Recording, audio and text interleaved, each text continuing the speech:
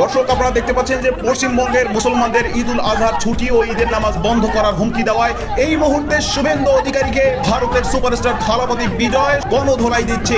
আমরা কিন্তু বারবার বলছি আমরা মুসলমানদের খিলাফ নই। এদিকে এবার পশ্চিমবঙ্গের মুখ্যমন্ত্রী শুভেন্দু অধিকারীর বিরুদ্ধে অ্যাকশন নিয়েছে মিঠুন চক্রবর্তী। মুসলিমদের গরু কুরবানির বিষয়ে ভারতে আজকে নতুন খেলা শুরু হয়, অসংখ্য নেতাকর্মী আহত হয়।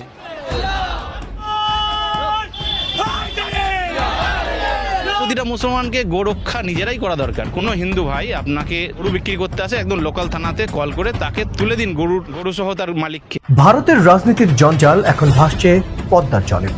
ওপারে গোমাতার স্লোগান, এপারে পানির দামে গরুর ঢল, ওপারে কোরবানির আগে আইন, সার্টিফিকেট, কসাইখানা আর প্রশাসনিক ভয়। আপনাদের মাধ্যমে মাননীয় প্রধানমন্ত্রীর 12 বছর সম্পূর্ণ হয়েছে। ভারত সরকার 5ই জুন বিশ্ব পরিবেশ দিবস থেকে 21শে জুন বিশ্ব যোগা দিবস ন্যাশনাল প্রোগ্রাম ডিক্লেয়ার করেছে। বিশেষ করে সংখ্যালঘু মুসলিম অধ্যুষিত জেলাগুলোতে প্রবল আতঙ্ক ও ভীতি ছড়িয়ে পড়েছে। মুর্শিদাবাদ, মালদা, নদিয়া এবং উত্তর ও 24 পরগনার মতো বহু লড়াইয়ের পর অবশেষে পশ্চিমবঙ্গে বিজেপি সরকার। আর এই বিজেপি সরকার আসবার পরেই অনেকে আমাদের গায়ে রং দিচ্ছেন। না, আমরা কিন্তু একবারও বলিনি বা একবারও গাইনি যে রং দে মোহে তু গেরুয়া।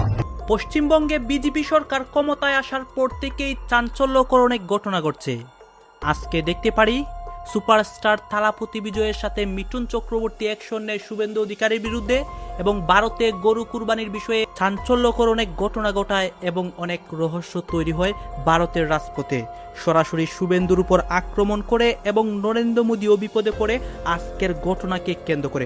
দর্শক শ্রোতা দেখতে পারবেন মুসলিমদের গরু কুরবানির বিষয়ে আজকে অসংখ্য ঘটনা ঘটে এবং ঈদের একদিন আগে নতুন পরিস্থিতি এবং ইতিহাস তৈরি হয়। সবকিছু দেখানোর চেষ্টা করবো এই একটি ভিডিওতে।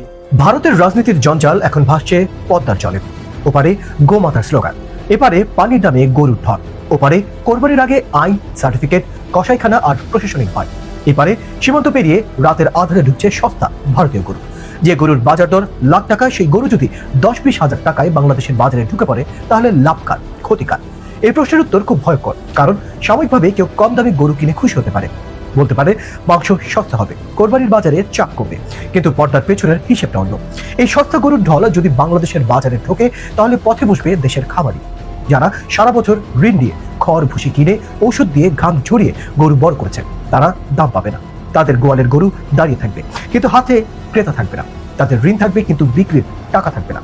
আজকের ভিডিওতে আমরা আলোচনা করব কোরবানির আগে পশ্চিমবঙ্গে গরু জবাই নিয়ে কঠোর আইন ও প্রশাসনিক চাপ কিভাবে মুসলিম সমাজের উপর মানসিক চাপ তৈরি করেছে।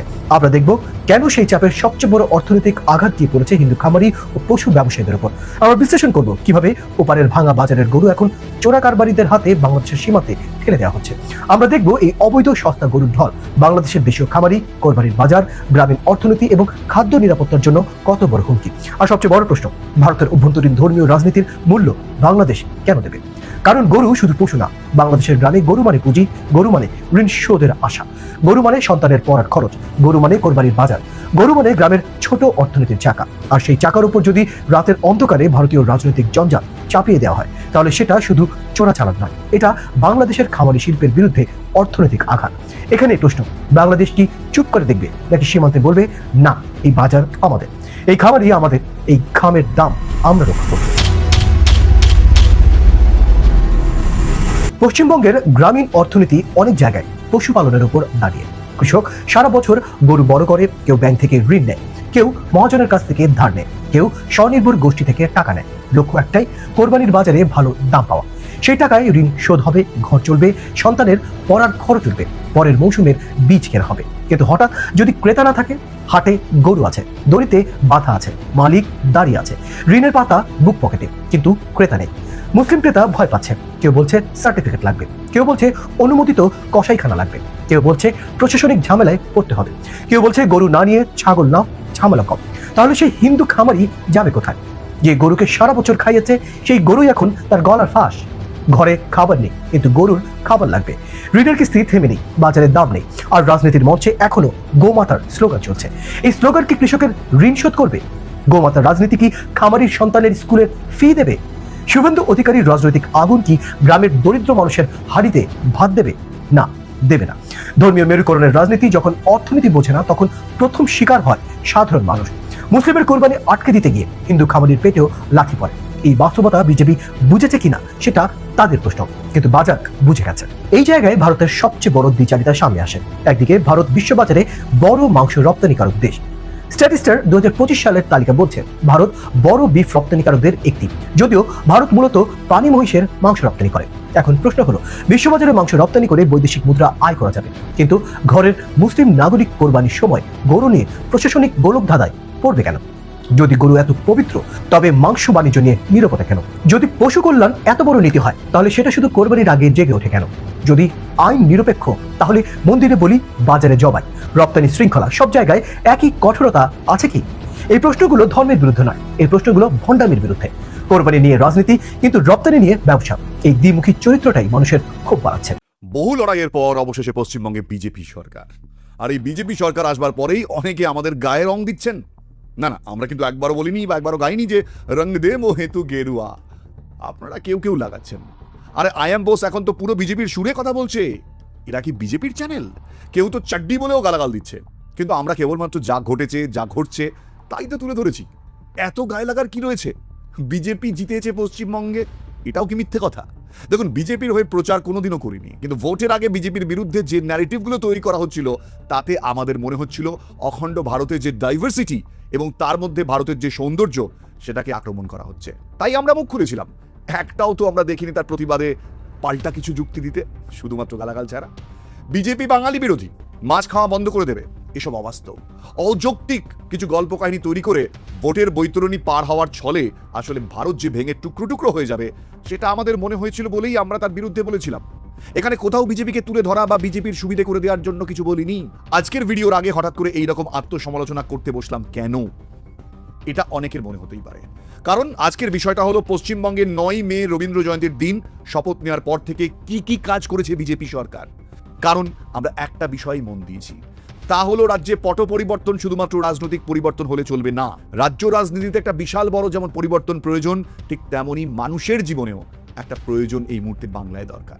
খুব কম সময় একটা সরকারের জন্য ক্ষমতায় আসার পর 5টা বছর, ইভেন 10টা বছরও, কিন্তু বিজেপি খুব কম সময় ক্ষমতায় আসার পর যেখানে বিচার বিশ্লেষণের কথা উঠতে শুরু হয়েছে, মানে ধরুন সদ্যজাত শিশু একটা, সেরকমই একটা সদ্যজাত সরকার, কিন্তু তার মধ্যেও তারা কিছু গুরুত্বপূর্ণ পদক্ষেপ নিয়েছে। তার মানে কি বলতে পারি যে মর্নিং শোজ দ্য ডে? এখন বিষয় হলো আমরা কিভাবে কোন দৃষ্টিভঙ্গি দিয়ে দেখব।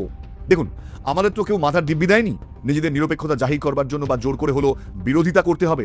যদি দেখি বিজেপি সরকার কোনো ক্ষতিকর পদক্ষেপ নিচ্ছে, তাহলে অবশ্যই গ্যারান্টি দিলাম আই এম বোস তার বিরোধিতা করবে। কিন্তু এখনো পর্যন্ত যে পদক্ষেপগুলো নিয়েছে, সেগুলোর বিশ্লেষণ করে বিরোধিতা করার মতন কিছু খুঁজে পাচ্ছি না। প্রচুর মানুষের মনের কথা এই মুহূর্তে, যেগুলো বিজেপি ক্ষমতায় আসার পর পূরণ করতে শুরু করেছে। হ্যাঁ, অনেকেরই গাত্রদাহ হবে আমাদের এই কথাগুলোতে, কারণ কিছু কিছু মানুষের তাদের যে মতলব তা শেষ হয়ে গিয়েছে। কিন্তু কেন বিরোধিতা করব খুঁজে পাচ্ছি না কারণ। আজকে সেই বিশ্লেষণই আপনাদের সামনে তুলে ধরব। বিজেপি সরকার এখন পর্যন্ত যে পদক্ষেপগুলো নিয়েছে, সেই পদক্ষেপগুলো নিয়ে অনেকেই তো সমালোচনা করছে। সত্যিই কি সেই পদক্ষেপগুলো সমালোচনার যোগ্য? এতে কি আমাদের বিরাট করে ক্ষতি হচ্ছে নাকি বিরাট করে উন্নতি হচ্ছে? অনেকেই তো তর্ক করার সময় যুক্তি, তর্ক, বিচার বুদ্ধির ধারই ধারেন না। আমরা কিন্তু যতটা পারবো এই বিশ্লেষণে বিচার বুদ্ধি যুক্তি দিয়েই কথা বলবো। সরকার কি কি পদক্ষেপ নিয়েছে সেগুলো তো আপনাদেরকে বলবোই, যদিও আপনারা জানেন, তবুও আপনাদের স্মরণ করাবো। সেগুলো তো টেকনিক্যাল পয়েন্ট, কিন্তু শুরুতেই যে পয়েন্টগুলোর কথা বলবো সেগুলো হয়তো আলোচনার বিষয়বস্তু কেউ মনেই করেন না, কিন্তু সেগুলোর গুরুত্ব প্রশাসন চালানোর ক্ষেত্রে কম কিছু নয়। সেটা হলো মাননীয় মুখ্যমন্ত্রী শুভেন্দু অধিকারীর অ্যাটিটিউড। হ্যাঁ, পশ্চিমবঙ্গের মতন একটা রাজ্যে মুখ্যমন্ত্রীর অ্যাটিটিউড কেমন হওয়া উচিত সেটা কিন্তু অনেকটাই দেখিয়ে দিয়েছেন শুভেন্দু অধিকারী। এবং সেই অ্যাটিটিউড কার কেমন লেগেছে আমি জানি না, প্রশাসনিক ক্ষেত্রে তার প্রশংসা না করে পারা যায় না। আসলে কথায় বলে না, যেমন কুকুর তেমন মুগুর, কথাটা শুনতে খারাপ কিন্তু বাস্তব এটাই। যেমন ধরুন, প্রশাসনিক বৈঠকে সাংবাদিকদের তিনি বলেই দিলেন কোনো রাজনৈতিক প্রশ্ন করবেন না, কারণ আমার চারপাশে যেসব আমলারা বসে রয়েছেন তারা কেউ রাজনীতির লোক নন। এখানে কেবলমাত্র প্রশাসন সংক্রান্ত, সরকার সংক্রান্ত প্রশ্ন করবেন।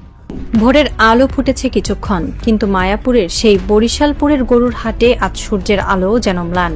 যে হাটে ঈদের আগে ঠাঁই হতো না মানুষের, যেখানে রাতভর চলে ক্রেতা বিক্রেতার হাক ডাক, যেখানে কোটি কোটি টাকার লেনদেন হতো নিমিষে, সেই হাট আজ প্রায় ফাঁকা।